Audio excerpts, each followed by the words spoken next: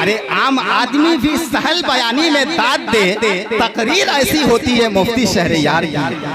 आम आदमी भी सहल बयानी में दाद दे, तकरीर ऐसी होती है मुफ्ती शहरयार की। अस्सलामु अलैकुम व रहमतुल्लाहि व बरकातुहू।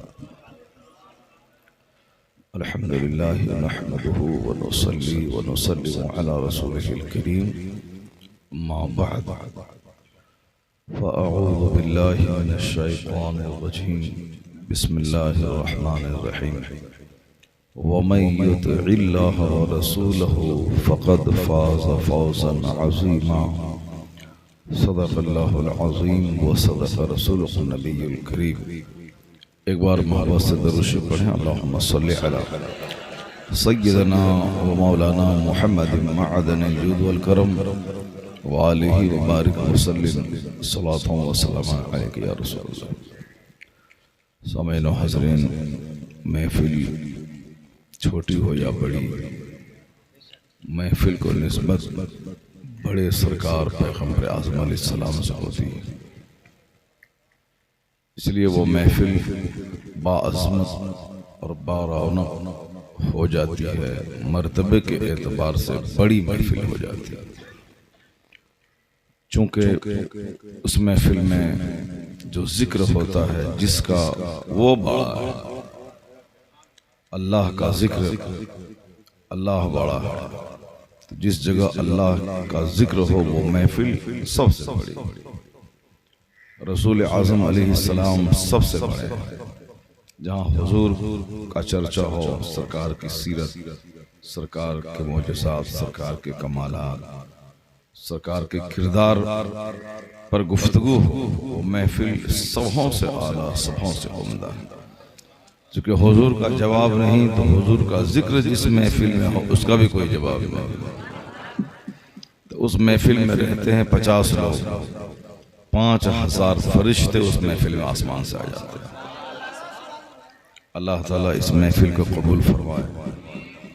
वो तो समझ लें कि बारिश बंद हो गई और महफिल दोबारा जवानी की तरफ लौट आई। ये एहसान सरकार गौस पाक का है। वरना भी जोरदार बारिश हो गई होती तो कुछ नहीं होता, ना आप होते ना हम होते। और अल्हम्दुलिल्लाह जब इतनी दूर से चल के आप आ गए हैं तो अल्लाह ने कुछ लम्हे एक दूसरे से रूबरू होने का मौका अता फरमा दिया। इतना खतरनाक देहात में आप लोग रहते हैं, अल्लाह समझ, कहाँ मुजफ्फरपुर, कहाँ चकिया, और वहाँ से लेके इतना दूर तक वो टर्निंग में वो तो हम जा नहीं पाएंगे अकेले जब तक वो GPS ना लगा लेगा। तो इस देहात में मैं आ गया और आपको मालूम होना चाहिए कि क्यों आ गया। सुभान अल्लाह, सुभान अल्लाह, सुभान अल्लाह। अगर हमको यहाँ कोई नेता बोला था कि मेरे बेटे की शादी है, अगर कोई जमींदार यहाँ बोला थे, मुमकिन है कि हम बोलते नहीं साहब बहुत देहात है, मेन रोड पे रहे तो ठीक है, वरना अंदर में नहीं जाऊंगा। लेकिन चूंकि एक ऐसे गुलाम मुस्तफ़ा ने बुलाया कि जिनकी वजह से इस गुलाम को आना पड़ा। सुभान अल्लाह, दिल से दिल को राहत होती है, मोहब्बत होती है। कामरान नौजवान है, कल शादी होने वाली है, ये चाहता तो बिल्कुल जीन्स और टी-शर्ट में रहता, दाढ़ी मुंडा लेता जिस तरह अक्सर लोग मुंडते हैं। लेकिन इन्होंने अपने मुझको पहली तस्वीर भेजी थी कि मैं पहले कैसा था। वो तस्वीर भेजी व्हाट्सएप पे कि ये देखिए मुझको, मैं पहले कैसा था, दाढ़ी मूंछ बिल्कुल क्लीन, पैंट शर्ट, अब पहले मैं ऐसा था। और जब से मैंने आपकी तकरीर सुनी उसके बाद से मैं कैसा हूँ, तो मौजूदा फोटो इसने भेजा कि अब मैं ऐसा हूँ। सुभान अल्लाह, सुभान अल्लाह। जब उन्होंने कहा कि अब मैं ऐसा हूँ, अब मेरी शादी होने वाली है, मेरी ख्वाहिश है आपको आना है, तो आज मेरे घर में मेरे छोटे भाई का वलीमा था। कल उसकी शादी थी, मेरे वालिद साहब नहीं हैं, मेरे जिम्मे ही सारी जिम्मेदारी। तो कल भाई की शादी में दिन भर परेशान रहा। और रात में एक दीवाने ने जिद करके महफिल मिलाद में लेके चला गया। वहां से लौटा एक बजे, कुछ घंटे सोया, फिर फजर की नमाज पढ़ी। और आज दिन भर फिर वलीमे की तैयारी। कहाँ है बावर्ची, कहाँ है सामान, कहाँ ज़बह करना जानवर, कौन मेहमान आना, कौन रिसीव करना, क्या है। तो मैंने इनसे कहा था कि मेरे पास टाइम तो नहीं है, मगर जब तुम ये कहते हो कि मेरी वजह से तुम्हारी जिंदगी में इनकलाब आया है, तो मैं भी तुम्हारे लिए ये कुर्बानी दे सकता हूँ कि अपनी तकरीब में आधा टाइम शिरकत करके बाकी मैं तुम्हारी महफिल में आ जाऊँ। सुभान अल्लाह, सुभान अल्लाह। वरना मेरी जगह कोई भी रहता तो ऐसा काम नहीं करता, क्योंकि उनको वहाँ रहना, हिसाब किताब करना, मेहमान वगैरह सब आए हुए। मगर मैंने सब कुछ छोड़ करके मैं आ गया, यह सोच करके जब इन्होंने मेरी गुफ्तगू सुनकर नेकी का रास्ता इख्तियार किया है। अगर इनकी ख्वाहिश पूरी नहीं हुई, मुमकिन है कि दिमाग में कुछ कन्फ्यूज़न पैदा हो जाए। इसलिए मैंने सोचा कि इनकी दिलजोई हो गई तो आज जो है इससे ज़्यादा कल नेक बनने का चांस है। सुभान अल्लाह, सुभान अल्लाह तबारक व तआला इस पतले दुबले नौजवान की शादी में अल्लाह बरकतें अता फरमा दे। दोनों जोड़ों को अल्लाह सेहत और तंदुरुस्ती अता फरमाए। अल्लाह ताला इस महफिल खैर के सदक़े नेक और सालेह औलाद इसे अता फरमाए, और दोनों रिश्तेदारों के दरमियान की लड़ाई झगड़े इंतशार मन मोटाव की सारी कैफियतों से अल्लाह महफूज फरमाए। माशाअल्लाह, आप लोग भी बड़े लाजवाब निकले। इस छोटे से देहात में बारिश होने के बावजूद एक बड़ी तादाद में आप यहाँ जमा हो गए। अल्लाह ताला आप सबों के चेहरे को मुस्कुराहट अता फरमाए। इस रात की बेदारी के सदके जो घर में आपकी मुश्किलात हैं, अल्लाह उसको आसान फरमाए। शादी की तकरीब में अगर मैं यहाँ मरसिया खानी करूँ तो अच्छा नहीं लगेगा। शादी के ताल्लुक से जो इस्लाम का जो नज़रिया है, उसके ताल्लुक से कुछ गुफ्तगू हो जाए। सबसे पहली बात आप ये समझ लें कि अल्लाह ने हम सबों पे एहसान किया कि इस्लाम जैसा अज़ीम शान मज़हब में आता फरमाया। वरना हम लोग भी उसी तरह डीजे बजा के खूब नाचते गाते, शराब पीते, डांस करते, चक्कर लगाते, और फिर सारी जिंदगी उसी कीचड़ में लथपथ हो जाती। लेकिन अल्लाह का एहसान है कि अल्लाह ने हमें और आपको उस खबासत से बचाकर मुस्तफ़ा की उम्मत में पैदा फरमाया। आका अलैहिस्सलाम के गुलाम हैं, और आका अलैहिस्सलाम के गुलामों की फहरिस्त में अल्लाह ने हम सबों का नाम शामिल फरमाया। बहुत बड़ी बात।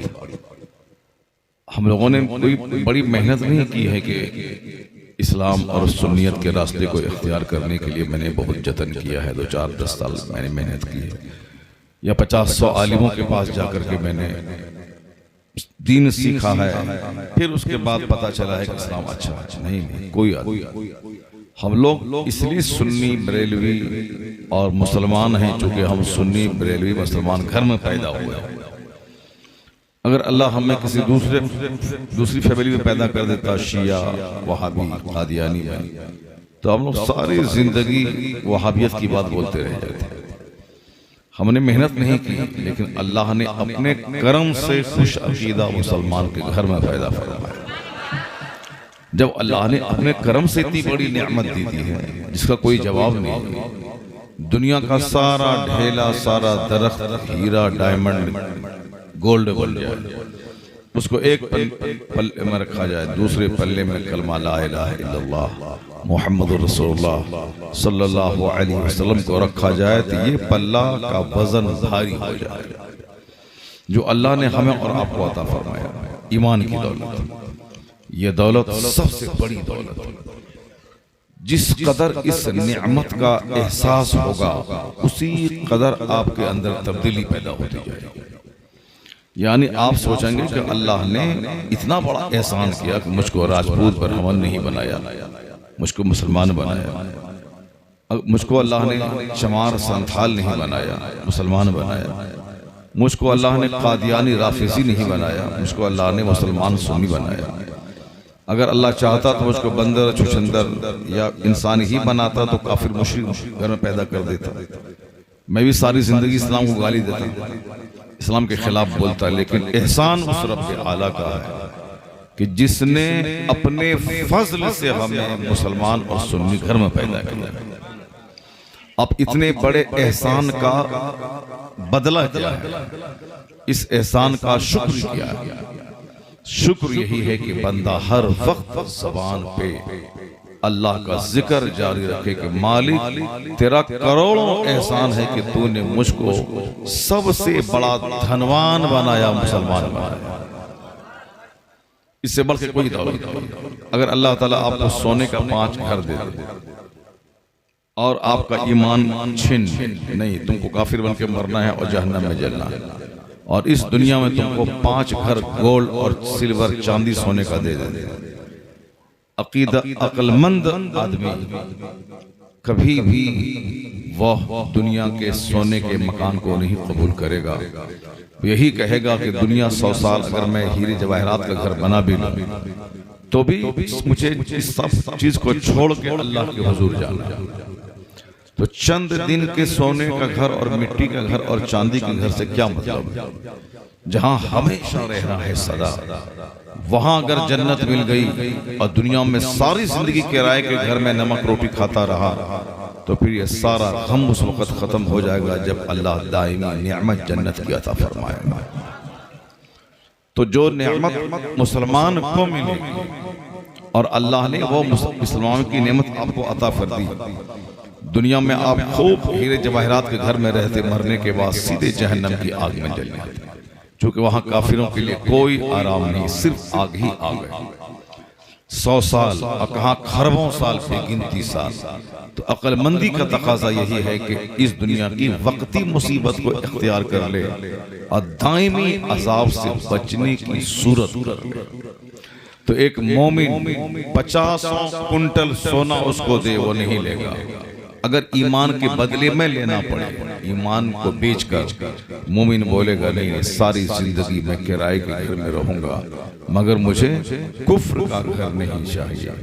तो जो नियामत अल्लाह ने आपको बड़े बड़े प्रधानमंत्री और मिनिस्टर से ज्यादा अता कर दी है, तो उस नियामत का शुक्र क्या है? शुक्र यही है कि नियामत बढ़ती जाए, सजदे शुक्र बढ़ता चला जाए। हर वक्त ज़बान पे अल्लाह का चर्चा, हर वक्त ज़बान पे इलाही तेरा करोड़ों एहसान के तूने मुझे मुसलमान बनाया, ए अल्लाह तेरा करोड़ों एहसान के तूने मुझे मोमिन बनाया। ये बात उस वक्त पैदा होगी जब ईमान को सबसे बड़ी दौलत आप समझेंगे, और ये बात उस वक्त पैदा होगी जब आप ये जानेंगे कि अल्लाह ने अपनी तरफ से ईमान अता फरमा दिया, मेरा उसमें किसी मेहनत का दखल नहीं। तो फिर क्या होगा कि हर वक्त जज्बे तशक्कुर से आपकी आंखें भीगी भीगी रहेंगी। हर वक्त आप यही कहेंगे इलाही तेरा करोड़ों एहसान को तूने खाने पीने की तकलीफ दी, मैं नमक रोटी खाता हूँ, झोपड़ी में रहता हूँ, देहात में रहता हूँ, मैं मजदूरी करता हूँ, 300 रुपये कमाता हूँ, मगर मैं मोमिन हूँ। ए अल्लाह इससे बढ़कर कोई दौलत नहीं है जो दौलत तूने मुझको अता फरमा। जो बंदा इस कदर शुक्र अदा करेगा वो कभी झूठ नहीं बोलेगा, वो कभी नमाज नहीं छोड़ेगा, वो कभी बुराई की तरफ निगाह उठा के नहीं देखेगा, चूंकि वो सोचेगा कि कहीं अगर मैंने बुरा किया ये नेमत छिन न जाए, कहीं अगर मैंने नमाज छोड़ा ईमान की दौलत कहीं लूट न जाए। चूंकि ऐसा नहीं होता है कि ईमान की दौलत आज है तो मरते दम तक सलामत रहेगा, नहीं। बेशुमार लोग हैं कि जो कल मोमिन थे आज काफिर हो गए, जो बहुत सारे लोग थे जो मुसलमान थे मरने से पहले पहले काफिर हो गए। इसलिए हमेशा मरते दम तक एक मोमिन डरता रहता है, अल्लाह से उस ईमान की सलामती की दुआ करता रहता है कि इलाही कुछ रहे या ना रहे, मरते वक्त मेरा ईमान सलामत है। इस नेमत पे गौर करना होगा। अगर इससे हट के अगर आप सोचेंगे तो आप देहात में हैं, कोई शहर में है, तो आप बोलेंगे शहर वाला मुझसे अच्छा है, अल्लाह मुझको देहात में पैदा कर दिया। आपके पास 5 बीघा जमीन है, किसी के पास 25 बीघा जमीन है, आप बोलेंगे कि अल्लाह ने हमको